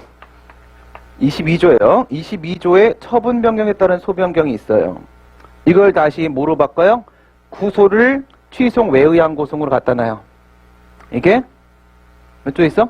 381, 38조 1항에 있어요. 그 다음에 구소가 당사소송입니다. 당사소송에서 다른 쪽으로 바꿔요. 몇 조에 있다? 44조 1항에 있어요. 44조 1항. 요 밑에 건 쉽네. 왜? 여기에 있는 38조 44조는 취소용 외항고 소송의 일반 준용 규정, 당사소송의 일반 준용 규정이에요. 그러니까 취소용 외항고 소송 끌어오고 당사소송 끌어올 때 맨날 사용하는 게 3844란 말이에요. 3844. 원래 있어야 될 자리고 요 놈이 특이한 거예요. 요 놈이. 따로 있어요. 따로. 37, 42가 따로 있는 거예요. 이건 그냥 일반 준용 규정입니다. 그렇습니다. 그러면 위에 거 이제 한번 생각해 보시게 되면 요거는 그냥 보고 버리는 게임이죠. 뭐 안 나와요. 너무 멀리 왔죠? 여기다가 구소를 한번 갖다 놔보시고 그 다음에 신소로 옮겨보도록 하겠습니다. 신소로 이렇게 해서 소를 변경한다. 소 변경. 여기 신기하죠? 이쪽으로 오면은 이렇게 뭔가 막 쇠갈리는 소리가 나요. 네. 저쪽으로 가겠습니다. 여기에 보시면 취소 소송이 있고요. 그 다음에 무효 확인 소송이 있고, 그 다음 부작위 위법 확인 소송이 있고, 그리고 당사자 소송이 있고, 이렇게 있어요. 그럼 우리 이거를 그냥 취소가 1, 2, 3, 4 이렇게 생각을 해보세요. 이거 다시 무효 부작위 당사자 이렇게 보내보시면 되겠죠? 이렇게 해가지고 2가 있을 수 있고 3이 있을 수 있고 4가 있을 수 있겠죠? 그 다음 얘는요? 1이 있을 수 있고 3이 있을 수 있고 4가 있을 수 있겠죠? 얘는요? 1이 있을 수 있고 2가 있을 수 있고 4가 있을 수 있겠죠? 얘는요? 1이 있을 수 있고 2가 있을 수 있고 3이 있을 수 있겠죠? 되는 거 안 되는 거. 취소 소송을 무효하기 소송으로 바꾸는 거 됩니까? 예, 가능하죠? 이건 어디 있어요? 21에 있잖아요. 그쵸? 21에 있어요. 취소송을 부작위협판으로 바꾸는 거. 네, 가능하죠? 21에 있어요. 취소송을 당사소송으로 바꾸는 거. 가능하죠? 21에 있어요. 무효확인 소송을 취소송으로 바꾸는 거. 가능하죠? 37에 있습니다. 무효확인 소송을 부작위협판 소송으로 바꾸는 거. 안 되죠? 근거 없어요. 37에 보게 되면은 취소송 외항고소인 무효확인 소송이랑 부작위협판 소송은 뭐로만 바꿀 수 있어요? 취소 소송으로만 바꿀 수 있다. 이렇게 돼 있어요. 네, 무의미합니다. 아무런 의미가 없어요. 그냥 X 그냥 한번 처리해 보는 겁니다. 큰 의미 없습니다. 문제 안 나옵니다. 네, 그래서 무효확인 소송을 당사항수로 바꾸는 거. 요거는 된다고 돼 있어요. 37에 있습니다. 똑같습니다. 그래서 부작위협판 소송을 취소송으로 바꾸는 거 됩니다. 37에 있어요. 부작위협판 소송을 무효확인 소송으로 바꾸는 거 안 됩니다. 근거 없습니다. 그 다음 부작위협판 소송을 당사항수로 바꾸는 거 37에 있습니다. 여기서 결론 나왔죠? 무슨 결론 나왔어? 지들끼리는 안 되네. 확인 소송끼리 왔다리 갔다리는 안 된다. 이렇게 돼 있어요. 그냥 규칙 찾는 거예요. 그 다음에 당사소송. 당사소송을 바꾸기 어디 있어요? 42, 42, 42에 있어요. 다예요. 왜 바꾸는 거예요, 이거? 별거 아닌데 그냥 여러분들이 문제 풀다 보면은 이거 바꿔야겠네. 딱 느낌이 딱 올 때가 있어요. 예를 들어 가지고 구소가 무효확인 소송이에요. 예, 무효확인 소송을 제기했어요. 근데 딱 생각해 보니까 그렇게 명백하진 않네. 이거예요. 야, 이거 좀 별거 아닌데 경미한 위법이 있어. 제거는 하고 싶은데 무효 정도까지는 아닌 것 같아요. 뭘로 바꿔? 취소를 바꿔야지. 그렇죠? 그 다음에 취소를 제기했는데 무효확인 소송을 바꿔요. 뭐야? 취소를 던지고 보니까 이게 제소기한이 이미 지난 거야. 그쵸? 각하되겠네. 큰일 났다. 어떻게? 근데 자신 있어. 나 무효 입증할 수 있을 것 같아. 그럼 무효 소송 가는 거예요. 그쵸? 내가 급여 청구 소송을 제기했어요. 급여 청구 소송을 제기했는데 뭐 해임 처분을 받았다. 해임 처분이 취소 사유입니다. 아까 우리 봤죠? 당사 소송을 제기해 봐야 처분의 효력이 살아 있으면은 좀 기각돼 버린다고요. 그쵸? 먼저 뭐부터 제기해서 뭐부터 제거해야 돼? 저기에는 A 처분부터 제거해야 되는 거잖아요. 그쵸? 급여 청구 소송을 제기했어요. 그런데 기각되겠네. 그럼 취소로 바꾸는 거예요. 그쵸? 그럼 이러면 어때요? 예, 나한테 해임 처분이 나왔는데요. 내가 무효항의송을 제기했어요. 뭐 내가 뭘 잘못했다고 나한테 이러니? 라고 무효항의송을 제기했어요. 도중에 정년에 도달했어요. 그럼 뭐로 바꿔요? 급여 청구로 바꾸면 돼요. 그쵸? 이게 무효항의송을 당사청으로 바꾸는 거예요. 그때 필요에 따라서 상황에 따라서 소송량 언제든 바꿀 수 있는 거죠. 그러니까 필요에 따라 여러분들이 바꿀 수 있는지 없는지 판단을 내려야 될 상황들이 온다는 거예요. 근데 그런 걸 물어보겠어? 이건 객관식에서 물어볼 문제지. 버려요. 일로 온단 말이죠. 처분 변경에 따른 소변경입니다. 21, 그 다음 38조 1항, 그리고 44조 1항에 이렇게 있어요. 소송 도중에 처분이 바뀌어요. 처분이 어떻게 바뀝니까? 네, 여러분 여기선 소의 종류는 바꾸는 거 아닙니다. 예, 소송은 그냥 두는 거예요. 그래서 그대로 한번 더 보시면 취소를 영업허가 취소 처분에 대해서 제기했어요. 근데 피고행정청이 딱 이러는 거야. 지난번에는 우리가 처분사유 추가 변경 얘기한 거고 이번에는 사유 안 바꿉니다. 사유 고정. 사유 고정해놓고 처분 내용 바꾸는 거야. A 사유 때문에 영업허가 취소했던 걸 A 사유 그대로 두고 영업정지로 바꿔요. 지가 생각해도 영업허가 취소는 너무했어. 그치? 너무 과했네. 미안. 좀 줄일게. 헐, 처분 내용 바뀌었죠. 완전 다른 처분이에요. 난 뭐 때문에 소송 제기했습니까? 소송물이 뭐야? 영업허가 취소 처분 취소해달라는 게 소송물이었어. 영업허가 취소 처분 없어졌잖아요. 그럼 이 소송은 각하된단 말이죠. 뭘로 바꿔야 돼? 영업정지 처분 취소로 바꿔야 되는 거 아닙니까? 바로 이게 소송 도중에 처분이 바뀌어서 소송을 바꾸는 그런 상황이란 말이에요. 그죠? 예. 그건 이제 소송은 고정시켜 놓고 처분이 바뀌니까 처분에 따른 소송물이 바뀌어서 소를 바꾸는 그런 상황입니다. 그래서 이 처분 변경에 따른 소 변경의 문제는 어디서 걸리는 거냐면 여기서 문제가 생겨요. 뭐가 없다? 38조 2항이 없네. 이런 문제가 하나 걸리는 겁니다. 38조 2항이 없네. 그래요. 요건 이제 중요한 문제니까 잠시 두시고 그 다음 이거는요. 행정소송이랑 민사소송 사이에서 와리가리 하는 거예요. 그래서 여기 행정소송이 이렇게 있고요. 그 다음에 여기 민사소송이 이렇게 있어요. 이렇게 보내고 이렇게 보내고 하는 거예요. 이렇게 보내고 이렇게 보내고. 이렇게 보내면 구소가 행정소송, 신소가 민사소송. 이렇게 보내면 구소가 민사소송, 신소가 행정소송. 이렇게 돼요. 근데 판례가 이걸 일로 보내는 건 인정해요. 문제 없음. 이렇게 됩니다. 근데 행정소송을 민사소송으로 보내는 거 될까? 여기서 문제가 생겨요. 과연 될까? 예. 여기서 과연 이것이 가능할까요? 근데 여기 있는 게 항고소송이 있고 당사소송이 있고 두 개가 있잖아. 당사소송을 민사로 바꾸고 민사를 당사로 바꾸는 당연히 돼요. 왜? 민사랑 당사는 완전히 소송 절차가 똑같아요. 지들끼리 바꾸든 말든 아무 관심 없습니다. 우리가. 그래서 똑같은 손해배상 청구도 학설은 당사자로 보고 판례는 민사로 보고 부당이득 반환 청구도 학설은 당사소송으로 보고 판례는 민사로 보고 큰 문제가 안 돼요. 왜? 뭐로 봐도 똑같거든. 그러니까 문제는 뭐가 되는 거야? 여기가 항고소송일 때예요. 항고소송일 때. 얘는 처분을 다투는 거고 이건 법률관계를 다투는 거잖아요. 그죠? 그래서 엄연히 서로 좀 다르단 말이야. 항고고 민사인데 항고가 민사로 바뀌는 얘가 구소, 얘가 신소 이럴 때 문제가 생길 수 있어요. 보통의 문제는 어떻게 나올까요? 뭐 이런 거 생각해 볼 수 있을 겁니다.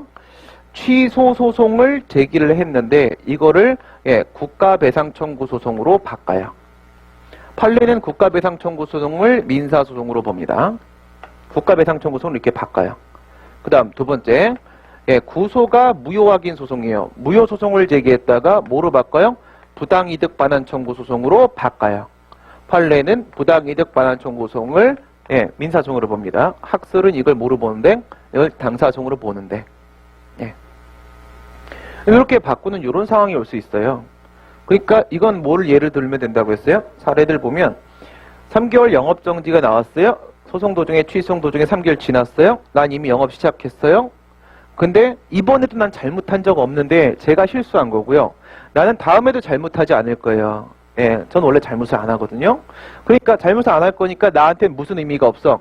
가중요건 규정은 나한테 하등 의미가 없어요. 나중에 가중제처분을 받을 이유가 없어. 제처분을 안 받을 거니까. 그게 취소송 버려요. 내가 그냥 소취화 시켜요. 에이, 됐고. 그러면서 이제 소변경 들어가는 거예요. 뭐로 넘어간다? 국가배상으로 넘어간다. 지난 3개월 동안 내가 영업 못 해갖고 못 번 돈 있죠? 그것만 있겠어? 그치? 네, 3개월 동안 영업 안 해봐요. 손님들 이제 다 끊겨요. 그쵸? 네, 돈 좀 받아야겠어요. 그러니까 국가배상으로 바꿉니다. 이런 경우 있을 수 있겠죠? 또 보험여부가 처분에 대한 무효확인송을 제기했어요. 보험여부가가 말도 안 되는 일이었어요. 네, 그래서 무효확인송을 제기했는데 무효확인송을 제기하는 것보다는 더 직접 받을 수 있는 이행소송으로 부당이득 반환 청구송을 제기하는 게 더 나을 것 같아요. 이렇게 바꿀 수도 있는 거잖아요. 그렇죠? 이렇게 바꾸려고 할 때 문제되는 상황은 두 개입니다. 뭐가 문제돼요? 하나는 피고, 하나는 관할입니다. 그렇죠? 예, 첫 번째, 피고가 바뀌잖아. 얘는 행정청이 문제가 되고 피고, 얘는요 행정주체가 피고잖아요. 이런 문제 하나 생기고, 그 다음 두 번째, 관할. 얘는 행정법원이고 얘는 민사법원이잖아. 그쵸? 이런 문제가 생기는 거예요. 이 문제 해결 보면 되는 겁니다. 그 다음 청구 내용. 여러분 이런 생각해봐요. 우리 부관 배웠잖아. 부관 배웠는데 부담은 일부 취소를 제기하면 제거해서 권리구제 될 수 있고 기타 부관은 일부 취소 제기해봐야 소용없고 그쵸? 판례에 따르면 각하요. 학설에 따르면 기각이라. 독립 취소가 안 되니까 기타 부관한테는 일부 취소의 의미가 없죠. 그러면 반대로 돌려요. 전체 취소로 보내보세요. 기타 부관에 대해서는 전체 취소를 제기하게 되면요 인용 판결 나오고 부관 제거할 수 있고 부담에 대해서는 전체 취소 제기하면 기각돼 버리잖아요. 그렇죠? 왜? 부관의 위법성이 주대행정에 감염을 안 시키고 감염을 안 시키면 부관부 행정의 전체가 위법이 된 게 아니고 그렇다면 전체 취소는 기각될 거고 기각되면 난 의미 없는 거잖아. 그러면 의미는 누구한테 뭐가 있죠? 부담한테는 일부 취소이 있고 기타 부관한테는 전체 취소이 있는 거야. 그죠? 근데 실수했네. 부담인데 내가 전체 취소를 되겠어요. 이럴 때 전체 취소를 일부 취소로 바꾸고 싶어요. 기타 부관인데 내가 뭘 제기했어? 일부 취소를 제기했어요. 소용없는 짓을 한 거지. 그래서 일부 취소를 전체 취소로 바꾸고 싶어요. 이게 바로 뭐야? 전체 취소를 일부 취소로, 일부 취소를 전체 취소로 청구 내용을 바꾸는 거예요. 뭐라고? 전부 취소에서 일부 취소로, 일부 취소에서 전부 취소로 이렇게 바꾸는 겁니다. 이건 뭐 당연히 가능해요. 당연히 가능하기 때문에 전혀 문제가 안 됩니다. 나중에 보시면 조금 더 깊이 들어가면 얘 같은 경우에는 이제 기간 문제가 좀 생기긴 해요. 위에는 이 친구들은 구소는 신소가 제기된 시점에 제기된 것으로 본다라는 규정이 행정소법에 있어요. 근데 여기는 행정소법을 벗어난 순간 그런 적용을 못 받아요. 언제를 보는 거야? 신소는 소 변경된 시점에 신소가 제기된 것으로 본다. 이렇게 되어버릴 수 있거든요. 그래서 여기서 이렇게 바꾸는데 이쪽이 신소잖아. 이렇게 가면 얘가 신소, 이렇게 가면 얘가 신소잖아. 신소가 취소의 재소기한을 도과해버릴 수도 있는 거예요. 네. 그런 문제도 생길 수는 있는 겁니다. 그래서 요거는 이제 기간 문제가 좀 있지 그 외 쪽으로는 문제 나올 게 없습니다. 네. 물론 이제 여러분들 문제에서는 워낙 어렵잖아. 노무사는. 그치? 노무사는 도저히 상상 불가. 그쵸? 상상 초월. 예, 아무도 따라올 수 없어. 이거를 부관에 대한 일부 취소 문제로 들어가면서 이렇게 소변경 문제를 살짝 꺼는 거. 대표이사. 이런 식의 짓거리 할 수도 있는 거예요. 그쵸? 이렇게 비겁한 문제. 그쵸? 그런 거 낼 수도 있지. 그래서 행정재산의 목적의 사용호가 문제 특허. 그걸 딱 질문을 해. 거기다 부관을 딱 붙여서 부관 일부 취소를 들어가. 행정재산의 목적의 사용호가 상황이 설문 1. 그 다음 부관 붙여갖고 부관 여기다가 부관 붙이는 건 뭐 많이 봤잖아요. 그쵸? 예, 관공서 청사 구내식당 사용호가 그리고 나서 사용허가 해주면서 뭐 여기 뭐 건물 하나 지어. 이렇게 해서 부관 하나 붙여. 부관에 대한 문제 내면서 부관 문제에서 소변경 탈짝 걸기 뭐 이런 짓 할 수도 있어요. 여러분들한테 충분히 가능한 일입니다. 그래서 그 정도. 그럴 때 뭐만 기억하라고? 당연히 되는데 8조 2항 타고 민사소송법 준용해서 당연히 되는 건데 제소기간 문제만 조심하자. 알겠지? 제소기간 문제만 조심하자. 이런 건 다 제 교과서에 자세하게 설명이 되어 있습니다. 그러면 이제 얘하고 이제 우리가 살펴보면 되는 거네요. 이쪽의 상황을 같이 한번 보도록 하겠습니다. 예, 부작위 위법 확인 소송 쪽에 처분 변경에 따른 소변경이 준용이 안 된대요. 38조 2항이 없죠? 38조 2항이 없습니다. 그러면 22조에는 처분 변경에 따른 소변경이 38조 2항에서 빠져나가니까 부작위 위법 확인 소송에서는 뭐가 없어? 처분 변경에 따른 소변경 논의가 법상 인정이 안 되는 상황이죠? 예, 그럼 여기서 전제를 한번 깔아보겠습니다. 첫 번째, 원래부터 거부가 있었다. 원래는 거부가 없었다. 두 개를 나눠보세요. 원래부터 거부가 있었어요. 근데 구소가 뭐예요? 부작위 위법 확인 소송이요. 그럼 잘못 얘기한 거죠? 예, 이건 오인입니다. 오인. 그럼 이거를 부작위 위법 확인 소송을 거부 처분 지정으로 바꾼다고 했을 때 처분 변경에 따른 소변경입니까? 아니죠. 원래부터 거부 처분이 있었고 지금도 거부 처분이 있는 거죠. 바뀐 건 아무것도 없죠. 소송만 바꾸는 거죠. 근데 취소 소송이 부작위 위법 확인 소송이 취소로 바뀌죠. 소의 종류만 바뀌고 있죠. 이건 뭐야? 21조입니다.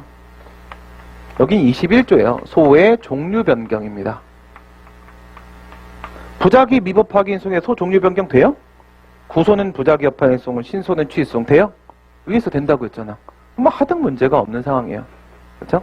그다음 두 번째. 처음부터 거부 없었어요. 원래 부작위였어요. 원래 부작위여서 그래서 내가 부작위 위법 확인 소송 제기했던 거예요. 이게 나중에 소송 도중에 거부 처분을 한 겁니다. 피고행정청이. 이걸 어떻게 인식을 하냐? 이거는 처분 변경이라 볼 수 없다. 이렇게 출발시켜 볼 수도 있고 이거는 처분 변경 상황이 맞다.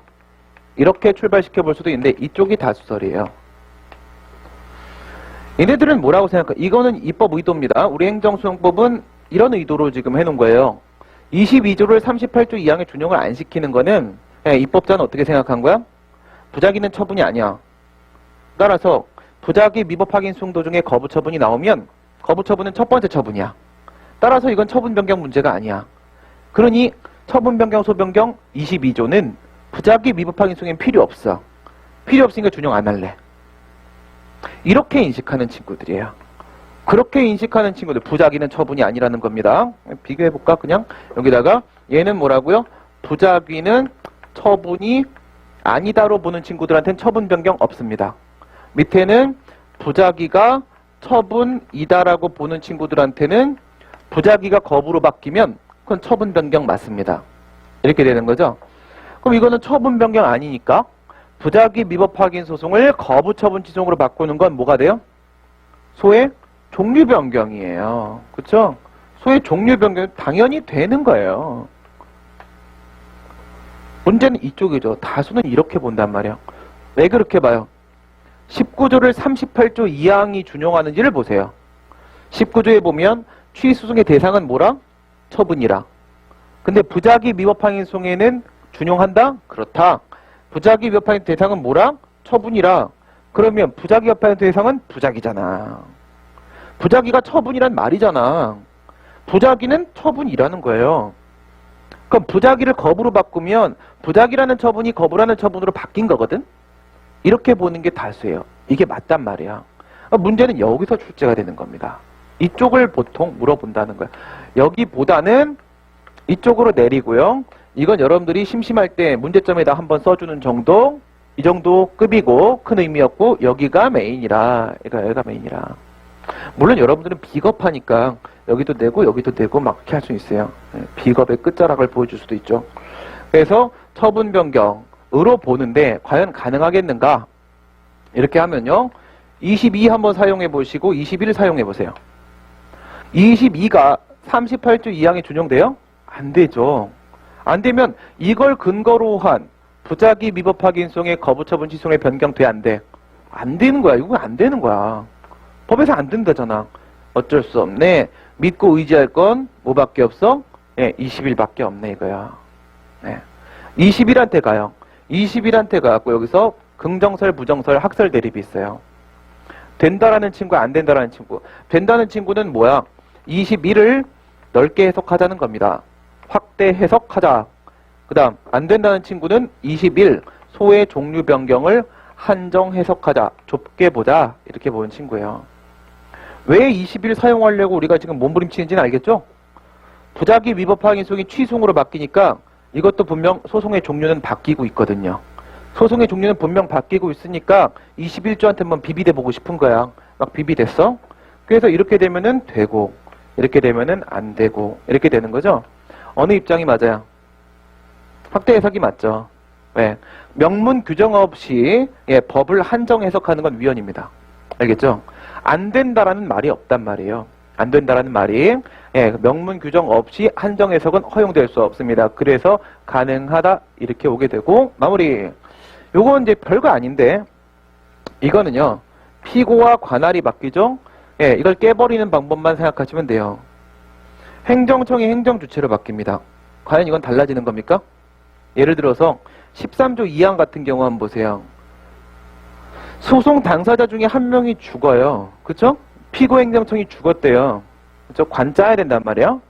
근데 피고행정청이 죽었으면은 당사자가 죽었으니까 소송은 끝나야 돼. 안 끝나잖아. 그쵸? 뒤에 누가 등장해? 사실은 나였지롱! 하고 뒤에 국가공공단체가 등장해. 그러니까 피고하고 국가공공단체는 딴 놈이야? 같은 놈인 거야. 그쵸? 피고는 달라지지 않았던 것이죠. 그죠? 그리고 소송 비용도 마찬가지잖아요. 33조에 보면은 행정청이 싸웠단 말이야? 얘가 졌어. 돈 누가 내? 행정청 주머니 안 털어요. 국가 주머니 털지. 결국 같은 놈이란 뜻이죠. 다른 놈이 아니란 얘기예요, 결국은. 그 다음에 관할 문제. 이건 행정법원이 저 민사법원이래. 아, 진짜? 그러면 행정법원 어디 있는데? 한 개밖에 없잖아요. 그쵸? 서초구에 하나밖에 없단 말이야. 그러면 행정법의 민사로 바뀌면 안 된다? 행정소송 지금까지 다 지방법원이 하고 있잖아요. 그쵸? 네, 그래 주장하시면 되는 거예요. 그래서 피고와 관할 문제 깨버리면 여기도 된다. 이 결론이 두 개 나옵니다. 이렇게 해서 소변경에 대한 얘기를 마무리하고 예, 시간이 좀 됐으니까 50분까지 쉬고요. 50분까지 쉬고 오늘은 법원의 판결과 판결의 효력 문제로 넘어갑니다. 1시간 반 정도면 가능합니다. 그래서 50분에 다시 시작하겠습니다. 쉬었다 가겠습니다.